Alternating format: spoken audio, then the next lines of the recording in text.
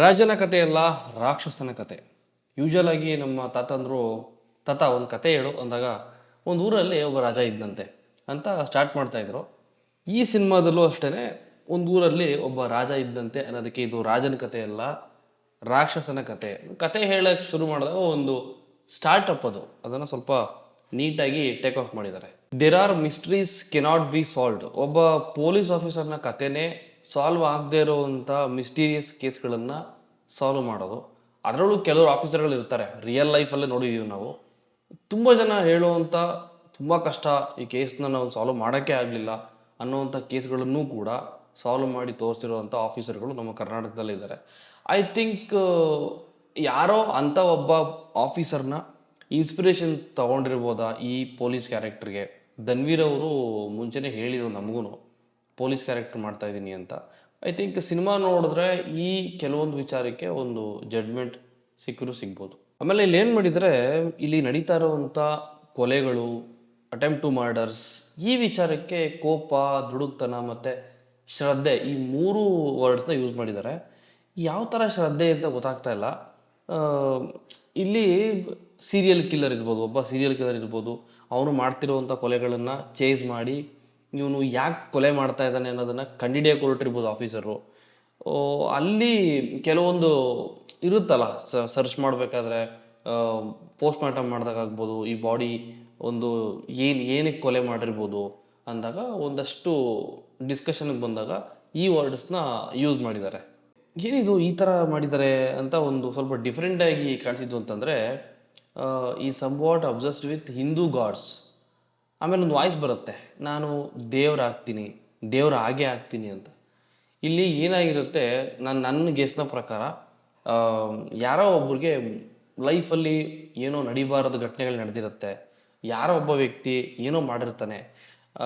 ಆ ಯಾರೋ ಒಬ್ಬ ವ್ಯಕ್ತಿ ಏನೋ ಮಾಡಿರ್ತಾನಲ್ಲ, ಅದೇ ವ್ಯಕ್ತಿ ಥರ ಸಾಕಷ್ಟು ಜನ ಇರ್ತಾರೆ. ಇಂಥವ್ರಿಗೆಲ್ಲ ಬುದ್ಧಿ ಕಲಿಸ್ಬೇಕು ಅನ್ನೋ ಒಂದು ಮೈಂಡ್ಸೆಟ್ ಇಟ್ಕೊಂಡು ಒಬ್ಬ ಯಾರೋ ಸೀರಿಯಲ್ ಕಿಲ್ಲರ್ ಆಗಿರ್ತಾನೆ. ಅಂದರೆ ಶಿಕ್ಷೆ ಕೊಡೋಕ್ಕೆ ಅಧಿಕಾರ ಇರೋದು ದೇವ್ರಿಗೆ ಮಾತ್ರ. ದೇವ್ರನ್ನ ಬಿಟ್ಟು ಇನ್ಯಾರಾದರೂ ಶಿಕ್ಷೆ ಕೊಡ್ತಾರೆ ಅಂತಂದರೆ ಅವರು ನಾವು ತಮಗೆ ನಾವೇ ದೇವರು, ನಮ್ಮನ್ನು ಬಿಟ್ಟರೆ ಬೇರೆ ಯಾರೂ ಇಲ್ಲ. ರಿಯಲ್ ಲೈಫಲ್ಲೂ ನ್ಯೂಸಲ್ಲೋ ಅಲ್ಲಿ ಇಲ್ಲಿ ನೋಡ್ತಾ ಇರ್ತೀವಿ, ನಾನೇ ದೇವರು, ನನ್ನ ಬಿಟ್ಟರೆ ಬೇರೆ ಯಾರೂ ಇಲ್ಲ, ನಾನೇ ಎಲ್ಲ ಅಂತ ಅಂದ್ಕೊಳ್ಳೋವಂಥ ಮನುಷ್ಯರನ್ನ ಕೆಲವೊಂದು ಸರಿ ರಿಯಲ್ ಲೈಫಲ್ಲಿ ಅಲ್ಲಿ ಇಲ್ಲಿ ಈ ಟ್ರೋಲು ಅದು ಇದರಲ್ಲಿ ನೋಡ್ತಾ ಇರ್ತೀವಿ ನಾವು. ಸೊ ಆ ರೀತಿ ಒಬ್ಬ ವ್ಯಕ್ತಿಯ ಮೆಂಟಾಲಿಟಿ ಮಾಡುವಂಥ ಒಂದಷ್ಟು ಮಿಸ್ಟೀರಿಯಸ್ ಕೊಲೆಗಳು, ಅಟೆಂಪ್ಟ್ ಟು ಮರ್ಡರ್ಸ್ ಮತ್ತು ಇನ್ನೇನೋ ಕೇಸ್ಗಳನ್ನ ಸಾಲ್ವ್ ಮಾಡೋಕ್ಕೆ ಇಲ್ಲಿ ತುಂಬ ಒದ್ದಾಡ್ತಾ ಇರ್ತಾರೆ.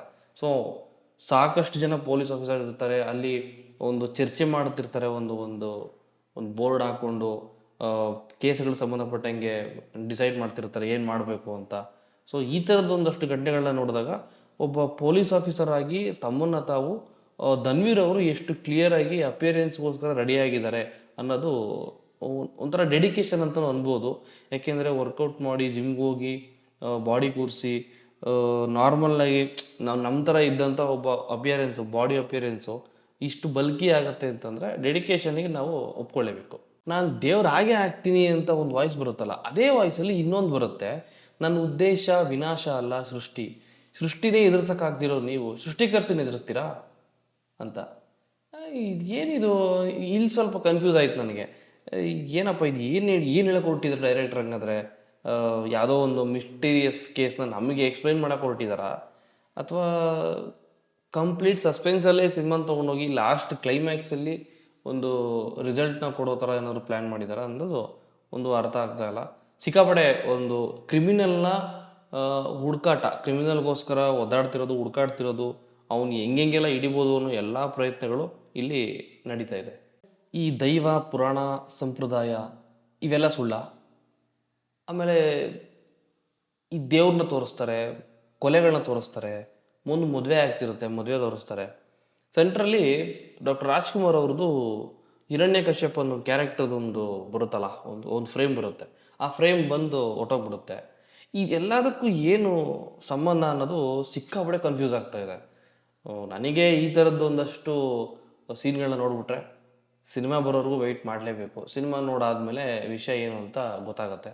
ಅದು ಫೆಬ್ರವರಿ 27 ನಾವೆಲ್ಲ ಥಿಯೇಟ್ರಲ್ಲಿ ಸಿನಿಮಾನ ನೋಡಬೇಕಾಗತ್ತೆ. ಆವಾಗ ಇದೇನು ಈ ಥರ ಎಲ್ಲ ಇದೆಯಲ್ಲ, ಇದಕ್ಕೆಲ್ಲ ಏನು ಉತ್ತರ ಅನ್ನೋದು ಸಿನಿಮಾ ನೋಡಿದ್ರೆ ಗೊತ್ತಾಗುತ್ತೆ. ಈ ಆ್ಯಕ್ಷನ್ ಸೀಕ್ವೆನ್ಸ್ಗಳನ್ನ ತುಂಬ ಚೆನ್ನಾಗಿ ಪ್ಲ್ಯಾನ್ ಮಾಡ್ಕೊಂಡಿದ್ದಾರೆ. ಧನ್ವೀರ್ ಅವರ ಅಪಿಯರೆನ್ಸ್ಗೂ, ಅವರ ಒಂದು ಹೈಟು ವೆಯ್ಟ್ಗೂ, ಇಲ್ಲಿ ತೋರಿಸ್ತಿರುವಂಥ ಫೈಟಿಂಗ್ ಸೀನ್ಸ್ಗೂ ತುಂಬ ಕನೆಕ್ಟಿಂಗ್ ಇದೆ. ಅಂದರೆ ಕೆಲವೊಂದು ಸರಿ ಹೆಂಗೆ ಗೊತ್ತಾ, ಒಂದು ಅಪಿಯರೆನ್ಸ್ ಇರಲ್ಲ, ಆಮೇಲೆ ಬಾಡಿ ಒಂದು ಒಂದು ಒಂದು ಖಡಕ್ ಲುಕ್ ಇರುತ್ತೆ ಗೊತ್ತಾ. ಒಬ್ಬ ಹೀರೋ ಅಂದಾಗ ಒಂದು ಕಟ್ಮಸ್ತಾಗಿ ಅಥವಾ ನೀಟಾಗಿ ಬಾಡಿ ಗಿಡಿ ಮಾಡಿಕೊಂಡು ಇರಲ್ಲ. ನಾರ್ಮಲ್ಲಾಗಿ ನಮ್ಮ ಥರ ಇರ್ತಾರೆ. ನಾನು ಬಾಡಿ ಗಿಡಿ ಎಲ್ಲ ಮಾಡಿಲ್ಲ ನೋಡಿ, ನಮ್ಮ ಥರ ಇರ್ತಾರೆ. ಸೊ ಅವರು ಆ್ಯಕ್ಷನ್ ಸೀಕ್ವೆನ್ಸ್ಗಳಲ್ಲಿ ಕಾಣಿಸ್ಕೊಳ್ಳೋದು, ಫೈಟ್ ಮಾಡಿಬಿಡೋದು, ಇಲ್ಲಿ ಹಿಂಗೆ ಹೊಡೆದ್ರೆ ಅಲ್ಲೋಗಿ ಬಿದ್ದುಬಿಡೋದು, ಈ ಥರದೆಲ್ಲ ತೋರಿಸ್ಬಿಡ್ತಾರೆ. ಅದು ಸಿಂಕ್ ಆಗಲ್ಲ. ಅದು ಇಲ್ಲಿ ಬಂದ್ಬಿಟ್ಟು ಧನ್ವೀರ್ ಅವ್ರಿಗೂ ಅವರ ಒಂದು ಬಾಡಿ, ಅವ್ರ ಅಪಿಯರೆನ್ಸ್ಗೂ, ಅವ್ರ ಹೈಟು ವೆಯ್ಟು, ಅವ್ರ ಪರ್ಸ್ನಾಲಿಟಿಗೆ ಇಲ್ಲಿ ಪ್ಲ್ಯಾನ್ ಮಾಡಿಕೊಂಡಿರುವಂಥ ಸೀಕ್ವೆನ್ಸ್ಗಳು ತುಂಬಾ ಕನೆಕ್ಟ್ ಆಗ್ತಾ ಇದೆ ಅಂತ ಅನ್ನಿಸ್ತು.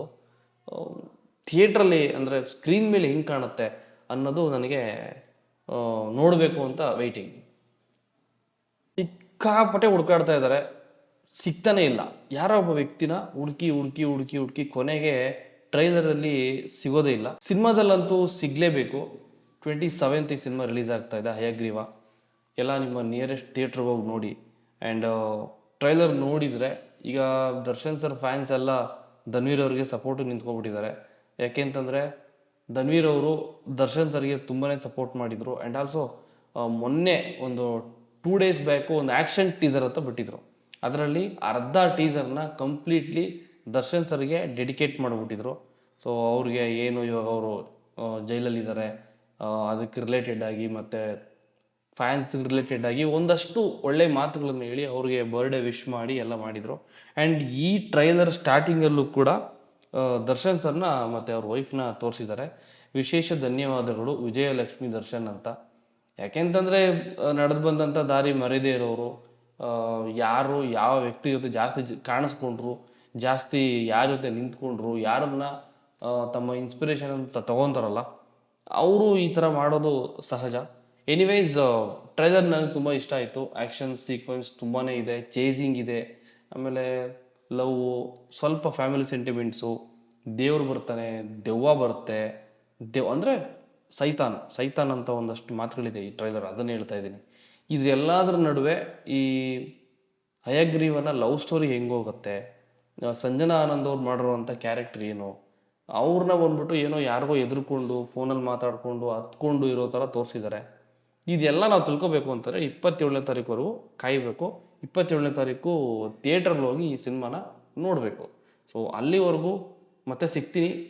ನಿಮ್ಗೇನು ಅನ್ನಿಸ್ತು ಅಂತ ಕಮೆಂಟ್ ಮಾಡಿ ಒಪಿನಿಯನ್ ಈ ಟ್ರೈಲರ್ ಬಗ್ಗೆ. ಈ ಟ್ರೈಲರ್ನ ನೋಡಿಲ್ಲ ಅಂತಂದರೆ ಡಿಸ್ಕ್ರಿಪ್ಷನಲ್ಲಿ ಈ ಟ್ರೈಲರ್ ಲಿಂಕ್ ಹಾಕಿರ್ತೀನಿ, ಒಂದ್ಸರಿ ಹೋಗಿ ನೋಡಿ ಒಪಿನಿಯನ್ ತಿಳಿಸಿ ಅಂತ ಹೇಳ್ತಾ ಮತ್ತೆ ಸಿಗ್ತೀನಿ.